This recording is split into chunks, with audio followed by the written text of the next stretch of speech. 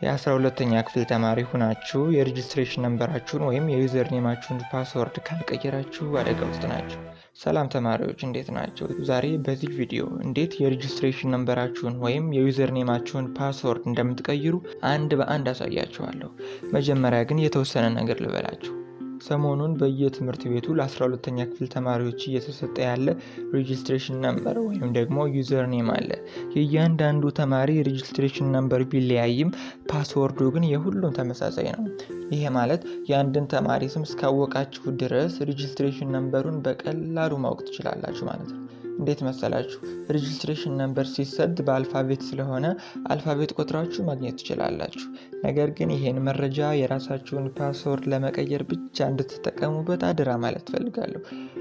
ስለዚህ እናንተን ለመጉዳት የፈለገ ተማሪ ወይም አንዳንድ በሽተኛ ተማሪ ደግሞ በእያንዳንዱ ዩዘር ኔም እየገባ ፓስወርድ ሊቀይር ይችላል።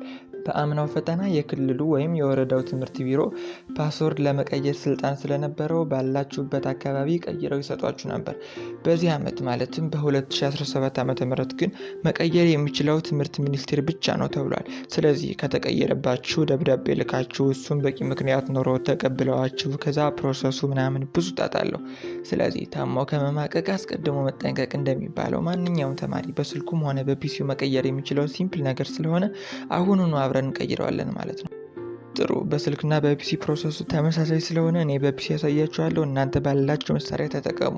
በስልክ የምትጠቀሙ ከሆነ አንዳንድ ስልኮች መሸከም ስለማይችሉ ላይከፍቱላችሁ ይችላሉ። ስለዚህ አልከፍትላችሁ ካለ በጓደኛችሁም ቢሆን ቀይሩት።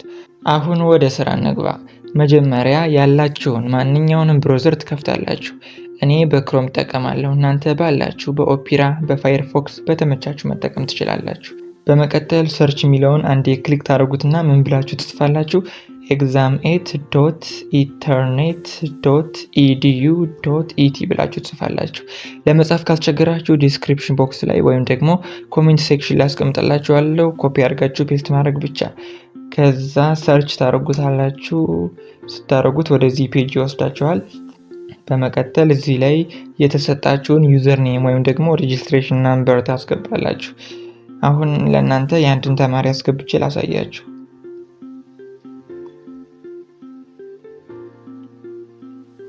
እዚህ ጋር ደግሞ ፓስወርድ ነው፣ የሁሉም ተመሳሳይ ነው ብያችኋለሁ። ስለዚህ 1 2 3 4 ብላችሁ ታስገባላችሁ። ከዛ ሎጊን ትሉታላችሁ። ከዛ ሙሉ መረጃችሁ ወዳለው ፔጅ ይወስዳችኋል። መጀመሪያ ምንድነው የምታደርጉት? ፉል ኔም የሚለው ላይ ሄዳችሁ ስማችሁ የእናንተ መሆኑን ታረጋግጣላችሁ። ስማችሁ የእናንተ ካልሆነ ኮዱን ስለተሳሳታችሁ ተመልሳችሁ ሄዳችሁ ማስተካከል ይኖርባችኋል ማለት ነው። እዚህ ጋር ሙሉ መረጃችሁ አለ። ለምሳሌ እዚህ ጋር ኤግዛም ሴንተራችሁን ማወቅ ትችላላችሁ። አሁን የዚህ ተማሪ ኤግዛም ሴንተር ባህር ዳር ፖሊ ነው ማለት ነው። በመቀጠል ዝቅ ታደርጉታላችሁ ወደ ታች። ከዛ እዚህ ጋር ምን ይላል? you must change your password to proceed ይላል። ስለዚህ ለመቀጠል ፕሮፋይላችሁን ለመጠቀም ፓስወርድ መቀየር ግዴታችሁ ነው ማለት ነው። አሁን ፓስወርድ ለመቀየር ከረንት ፓስወርድ የሚለውን ትጫናላችሁ። ከዛ ቅድም ያስገባችሁትን ፓስወርድ ታስገባላችሁ። 1 2 3 4 ብላችሁ ማለት ነው። እዚህ ጋር ትመጡና ኒው ፓስወርድ የሚለው ላይ የፈለጋችሁትን ማትረሱትን ቢያንስ 4 የሆነ ማንኛውንም ካራክተር መጠቀም ትችላላችሁ። ቢያንስ 4 መሆን አለበት ግን። ስለዚህ እኔም ፓስወርድ ላስገባ። እዚህ ጋር ትመጡና አሁን ያስገባችሁትን ፓስወርድ በድጋሚ ታስገቡታላችሁ። ከዛ እዚህ ጋር ሴቭ ቼንጅስ ትሉታላችሁ። አሁን ኮንቲኒው ትሉታላችሁ። አሁን በሚገባ ፓስወርድ ጨርሳችኋል። ይሄን ያክል ሲምፕል ነው። አሁንም በድጋሚ አደራ ማለት የምፈልገው እባካችሁ የሌላ ሰው ፓስወርድ እንዳትቀይሩ። በእኔ ቢሆንስ ብላችሁ አስቡ እና እባካችሁ ብያለሁ። ጠቃሚ መረጃ እንዳጋራችሁ ተስፋ አደርጋለሁ። 12ኛ ክፍል ጓደኛ ካላችሁ ሼር አድርጋችሁ እሱን እንድትጠቅሙት በዚህ አጋጣሚ ማስተላለፍ ፈልጋለሁ። እስከ መጨረሻው ስለተከታተላችሁኝ እጅግ አድርጌ አመሰግናለሁ። በሌላ ቪዲዮ እስከምንገናኝ ቸር ያቆያችሁ።